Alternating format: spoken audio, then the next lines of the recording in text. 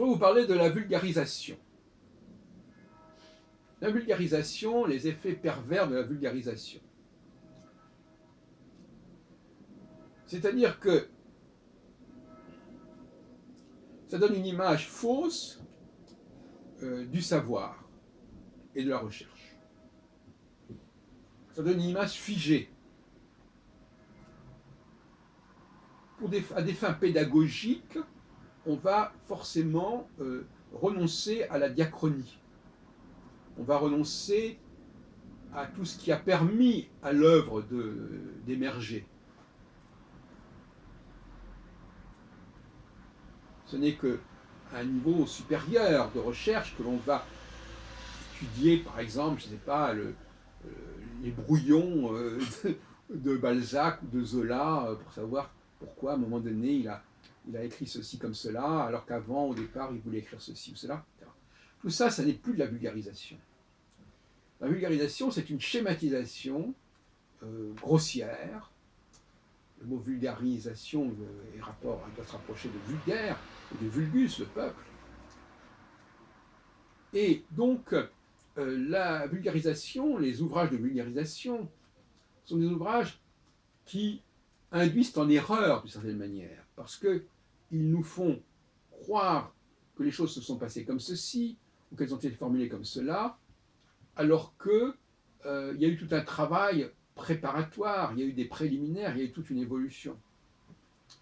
C'est comme les gens, par exemple, qui vont à des concerts. Les concerts aussi, c'est de la vulgarisation.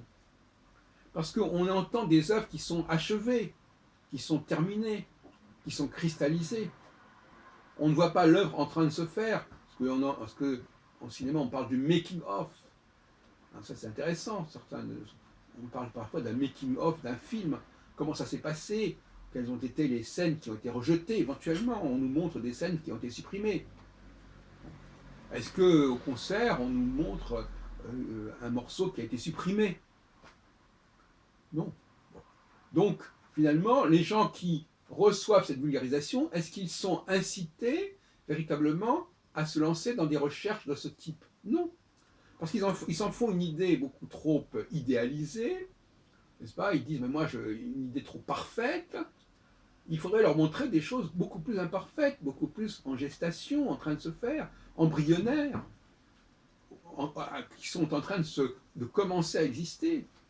De la même façon que, par exemple, quand on veut faire de l'économie d'entreprise, etc., il faut savoir l'histoire d'une entreprise, comment elle est née, et pas l'étudier sous sa forme actuelle, sous sa forme terminale, en tout cas. Voilà, donc il faut, et ça c'est les valeurs masculines de la pédagogie, les valeurs masculines de la pédagogie, c'est de comprendre que il y a d'abord, il y a un commencement à toute chose, il y a des tâtonnements, il y a des hésitations, il y a des basculements, il y a des revirements. Et tout cela, ça ne peut se faire que lorsqu'on assiste notamment, par exemple, à des improvisations. Quand on voit quelqu'un découvrir quelque chose, en train de découvrir quelque chose.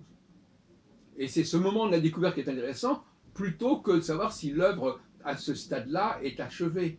Voyez-vous ? Il faut assister à... Quand on voit quelqu'un improviser, ce n'est pas tellement la qualité globale du travail qu'il faut apprécier, mais ce qu'on appelle les eureka, les fulgurances. Tout d'un coup, il y a quelque chose de puissant qui apparaît, qui se manifeste, et c'est ça qu'il faut capter. C'est pas, alors que les valeurs féminines, c'est, voilà, je prends l'œuvre dans sa totalité, voilà, elle est achevée, elle est toilettée, etc. C'est pas du tout la même démarche. Donc il faut une vulgarisation pour les hommes, une vulgarisation pour les femmes. Comme pour beaucoup de choses, comme pour toutes choses d'ailleurs, je dirais. Pour les hommes, il faut leur montrer les choses en train de se faire, et pour les femmes, il faut leur montrer les choses toutes faites. Les femmes sont comme dirait ma gouvernante, sont les inspecteurs des travaux finis. C'est-à-dire les travaux, une fois que c'est terminé, bon, on voit ce que ça donne. Terminé d'ailleurs, qu'est-ce que ça veut dire quelque chose de terminé? En l'occurrence, on peut se le demander. Voilà, donc la pédagogie, elle est là pour éveiller l'esprit. En tout cas, la pédagogie masculine est là pour éveiller l'esprit. Et elle n'est pas là pour nous convaincre qu'on doit être un consommateur et qu'on doit s'émerveiller de la beauté d'un tableau ou d'un film ou d'une œuvre musicale Non, c'est pas ça. On n'est pas là dans une espèce de révérence pour la culture. On est là, pour les hommes en tout cas, pour contribuer à cette culture. Et pas contribuer de façon oscillaire en jouant des pièces d'il y a X années ou en écrivant sur des auteurs du passé. Il faut aussi découvrir les auteurs d'aujourd'hui. Il faut aller vers les gens d'aujourd'hui.